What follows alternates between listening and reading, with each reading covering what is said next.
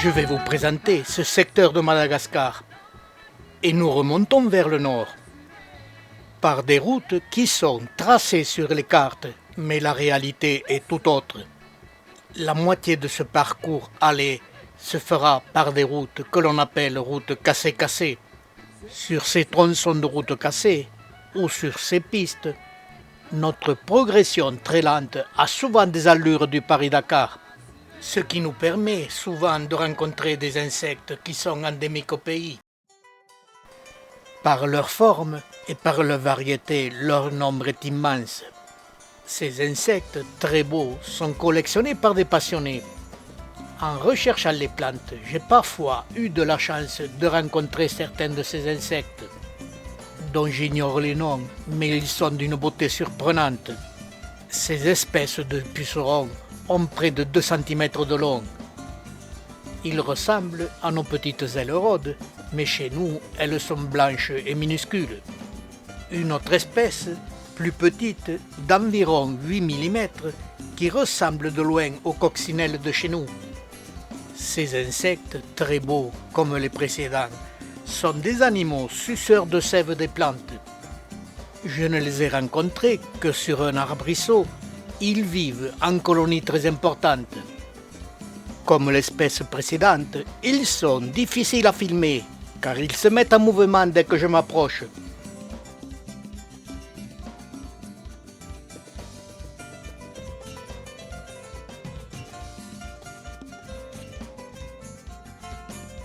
Ce qui m'a surpris, c'est que ces insectes étaient en compagnie d'une autre espèce, qui n'avait rien de commun entre elles, mais elles semblaient se respecter.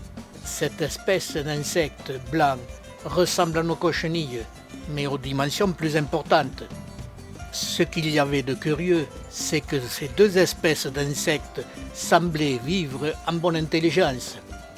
Dans un autre secteur, une autre espèce d'insectes, ceux-ci d'environ 5 mm de diamètre, très surprenants par leur forme et leur couleur, mais surtout par la rapidité avec laquelle ils sont capables de se déplacer. Mais regardons ce qui nous intéresse le plus, les plantes succulentes.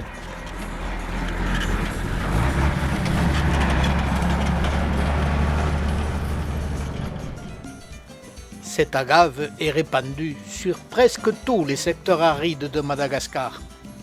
Cette plante est très utilisée pour la délimitation des parcelles. On la retrouve aussi très souvent le long des routes pour lutter contre l'érosion au moment des grandes pluies. Elle est aussi très répandue à l'état sauvage, mais on ignore son origine. Avec sa forme sphérique, elle est très belle. Elle a plus ou moins 1 mètre de diamètre. Elle développe sa hampe florale au bout d'une dizaine d'années. Puis, en forêt, nous faisons une promenade avec notre ami Robinson. C'est ça qu'on dit miraculeux. Et on peut utiliser comme crème solaire aussi. Pendant ce temps-là, on ne tapote pas, on s'étale juste, on s'étale. Cette espèce est assez répandue en forêt. Les Malgaches en font une utilisation médicale. Celle-ci est plus rare et se rencontre peu souvent. Ce Cyphostema et le Phantopus, comme son nom l'indique, ressemble au pied d'un éléphant. Normalement, la partie basse ne se voit pas, elle est enfoncée dans le sol. Cette plante se trouve auprès d'une piste et l'érosion a dégagé les racines. 1,54 m. Plus haut la tige. 60 cm. Le tronc, 78. Plus des tiges. Renseignement pris auprès des villageois, cette espèce est peu répandue et a tendance à disparaître. Quelques années plus tard, je repassais au même endroit et cette plante n'existe plus. Il n'en est pas de même pour cette Forbia stenoclada. Celle-ci est répandue sur des centaines de kilomètres, mais toujours en bord de mer. Elle prospère surtout sur les zones sableuses et très peu sur les zones rocailleuses. Parfois, elle forme des forêts très denses. Cette espèce, en forme d'arbre, est très belle quand elle est isolée. Sur ces zones arides où elle prospère, elle est utilisée par les Malgaches pour nourrir les zébus. En faisant chauffer la sève, les Malgaches utilisent celle-ci comme gomme pour boucher les fissures des pirogues et les rendre complètement étanches. Comme pour la plupart des espèces de forbes de Madagascar, nous avons observé des variations dans la couleur des fleurs. Déjà, les boutons de fleurs sont de différentes couleurs, allant du grenat jusqu'au jaune. Cette espèce est aussi, suivant son implantation, très verte ou très blanche. Sur ce parcours de Tuléar en allant vers Morombe, nous prenons enfin contact avec les Adansonia. Au fil des kilomètres, nous rencontrerons plusieurs espèces. Il est difficile de les identifier tant qu'il n'y a pas ni les fleurs ni les fruits. Quant à les identifier par leur forme, nous verrons au fil des kilomètres que c'est presque mission impossible. Ces plantes, comme les arbres chez nous, prennent des formes et des dimensions très différentes suivant le lieu où elles prospèrent. Pour les identifier correctement, il faudra les fruits, mais surtout les fleurs. Ces fruits sont comestibles et les graines sont consommées par les Malgaches. Et sur la même espèce, les fruits sont aussi plus ou moins gros. Pour atteindre la cime de ces Adansonia, les Malgaches ont pratiqué des trous dans le tronc, ce qui leur permet de grimper au sommet de ces plantes pour en récolter les fruits. Je vous déconseille d'imiter ces Malgaches. Monter au sommet est assez facile. Redescendre, c'est là que ça se corse. J'ai vu des Malgaches et des non-Malgaches en grande difficulté. Toujours sur ce même parcours, en forêt, il est possible de voir des Pachypodion geai, mais ces plantes se font de plus en plus rares.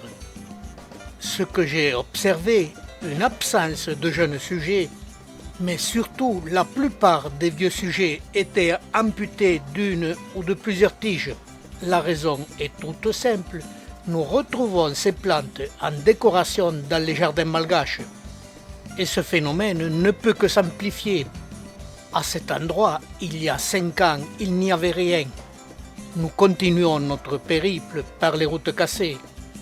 En traversant des villages, nous assistons à une fête.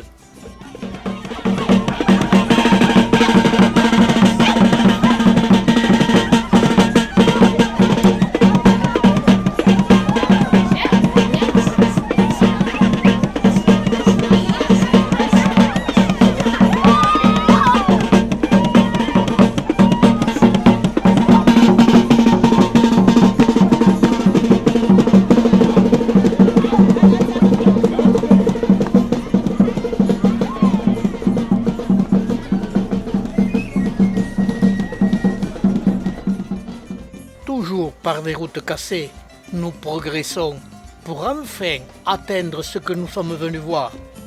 Les Adansonia aux dimensions impressionnantes. Ces 2 énormes Adansonia, un de chaque côté de la route, sont appelés la porte du Sud. À partir de cette porte, les Adansonia se font moins rares. Et là aussi, comme précédemment, nous les rencontrerons de toutes dimensions et de toutes formes. Pour se rendre compte des dimensions impressionnantes de ces plantes, nous arrêterons notre véhicule à leurs pieds.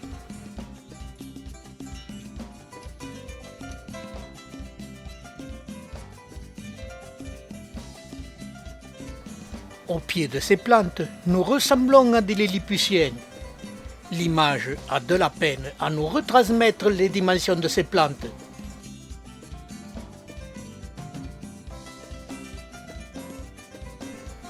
Pour profiter au maximum de la vue de ces géants, nous en profiterons de faire notre arrêt pique-nique.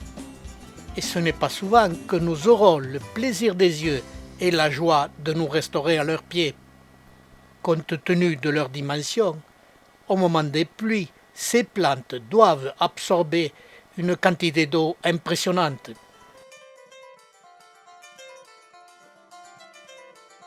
En saison de pluie, ces routes et ces rivières sont impraticables.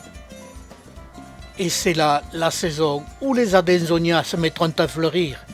Mais nous ne serons plus là pour les admirer, et c'est bien dommage. Ces pistes ne seraient praticables qu'avec des véhicules amphibies et à chenilles. Après des heures de difficulté, enfin nous apercevons au loin une forêt d'Adanzonia.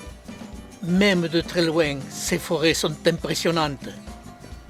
Ce qui nous surprend et nous choque, c'est qu'au pied de ces Adanzonia, il n'y a presque pas de végétation. Tout a été brûlé. Jusqu'à présent, j'avais de la retenue pour dénoncer ces pratiques qui se font en partie pour récupérer des terres pour des cultures ou des pâturages à bétail.